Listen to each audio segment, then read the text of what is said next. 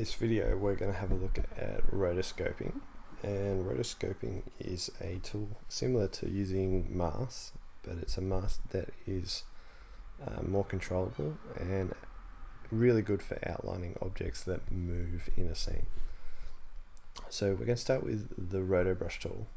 So to use a roto brush tool you have to be inside the layer, and you'll see by default it creates a little crosshair.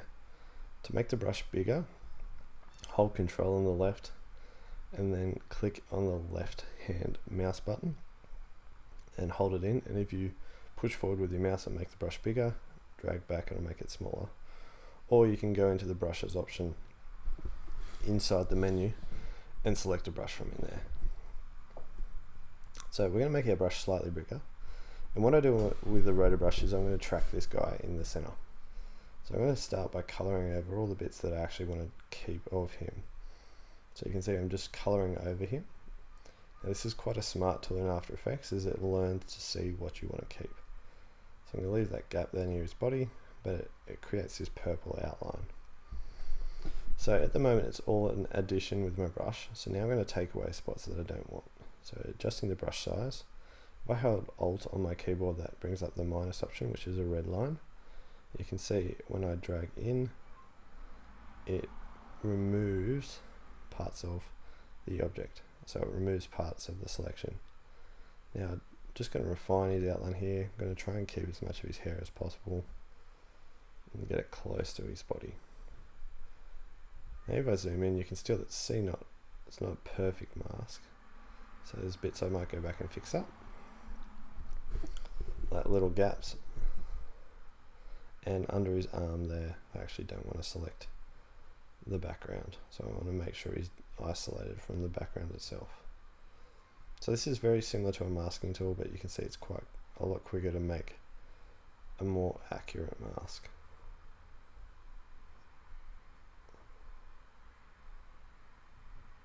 So I'm just tidying up the edges here. You can see where there's similar colors in the background, or where there's shadows and lighting. That's often where you'll have problems with creating a nice clean mask. Now some of the things that I've noticed myself, you can see there's issues with his hair, which we'll fix up later. So I'm now hovering over the range, so I want to drag that out for the length of the video that I want the roto brush to work in, otherwise it'll only do that small selection. Now when I press play, it'll start analysing the footage and trying to track basically the object that we've outlined.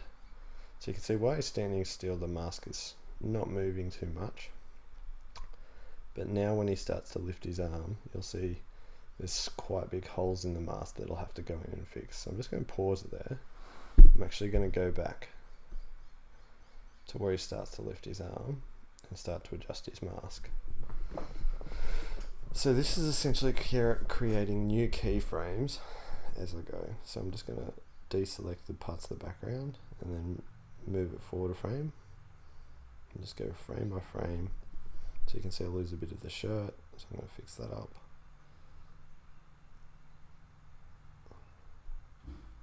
So you can see now, because I went back and made that small adjustment, it's improved. However, there's still some issues that I would fix up. So under his arm on the left and around his shoulder on the right. So I'm just going to subtract them from the selection, and then I'm going to fix up his elbow on this side. Oh. So you can see where there's similar colours. This is where it tends to have problems. Now at the top near his hair, you can see there are a couple of strands sticking out. Just going to keep playing forward. And you can see the mask moves a bit as he drops his arm as well. So I'm just going to go back a couple of frames and try and tidy up this bit here. So you can see there's a bit of blur in the motion. That's where we start to have problems with our mask. So I'm going to reselect his arm and just try and get rid of the bits that I don't want. You can actually see up on his face too. I've just noticed near his ear there's a bit of a problem up there too.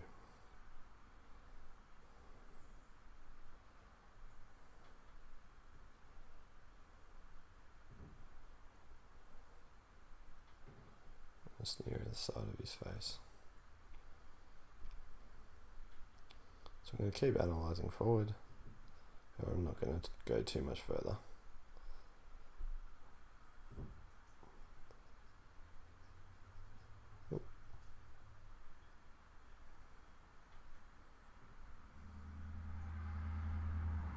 So you can see here the difference in colour it really doesn't like, so it's not liking as I deselect part of his arm. Part of that I think is because of the blurriness, and then the similar colours between the arm and the background. So you can see I've got about 5 seconds of footage with his mask tracked. Now the edges around him aren't perfect by any means, so you can see up here with the hair there's some problems. So this is where we're going to use the Refine Edge tool. So if I go and hover over the Roto Brush tool and select Refine Edge, what you'll see is a different tool this time, which is going to allow me to create like a range to search in, particularly around his head where we have those fine things that are moving. So I'm going to use Refine Edge. Now this tool's purple. Notice as you colour, you're basically selecting like a range. Now I might actually go back and make my brush bigger, but it'll create like this black and white range over your boundary. So you want to go and select all the little hairs that are jutting out, and you can actually use this on the rest of your mask to tidy up the edges as well. I'm just going to focus on the hair for the time being, and maybe around his arm. So you can do them a lot wider than I have there, but it'll go through and analyse as well. So I'm just going to go up to where he starts to lift his arm and see if I can improve that. Now this is requiring more of the computer, so you can see the render is a bit slower.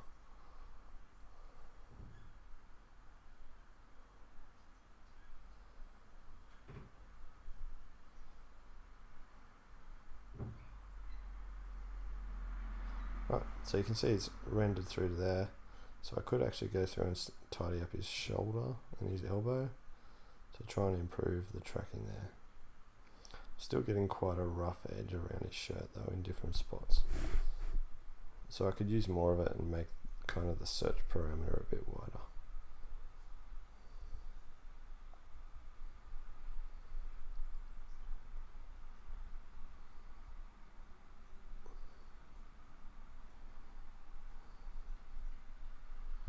Alright, so if I go back to my composition, you'll see it's removed the background. There is quite a lot of distortion around his edges. Now I can actually adjust the feather on the brush. So if I increase the feather, it should start to improve the smoothness of the edge. And I can also play with like shifting the edge and reducing the chatter, which will also smooth parts of it. So shifting the edge helps to expand the mask by pixels or by percentage, and then the reducing chatter tends to get rid of the choppiness. So I could actually go around with the whole Refine Edge tool and do his whole outline in hopes to improve what it's going to look like.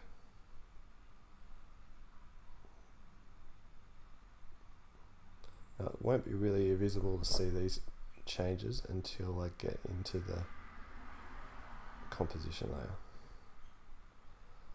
With the Refine Edge brush, you have the same options too for smoothing and feathering. So I'm just adding more, and you can see it's actually selecting his hair now. So I'll go back to my composition, and you can see I've got a bit better looking mask. However, there still are some problems on different parts of the edge.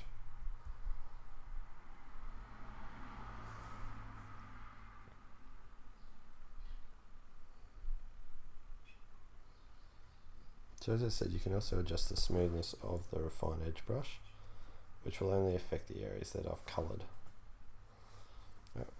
Now what we're going to do is see what you can do with this roto brush. So I'm just going to put another layer behind him, so it'll look quite natural. But this is where, to show how it tracks him, I'm just going to tint or colorize the backgrounds. So say I put a black and white background on his layer, so you can see it just makes him black and white. Or if I do it on the background layer, it makes the background layer black and white and he stands out.